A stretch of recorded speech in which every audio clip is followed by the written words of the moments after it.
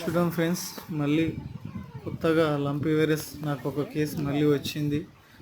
చాలా చూశాను, మళ్ళీ ఇంకొకటి చూస్తున్నా. ఇదే మీకు చూపించేది.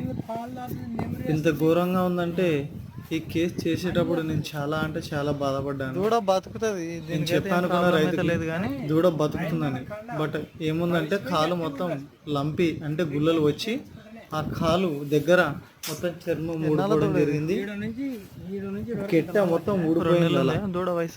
దూడ మేత తింటుంది, వాటర్ తాగుతుంది, పర్లేదు. గుల్లలు అయితే మానిపోవడం జరుగుతుంది. బొక్కలు పన్నాయి, పురుగులు పన్నాయి, అన్నీ జరిగినాయి. కానీ దూడ అయితే బతుకుతుంది. 100% గ్యారంటీ దూడ అయితే బతుకుతుంది. దీనికి ఆయుష్ ఉంది, కాలు అయితే లేదు.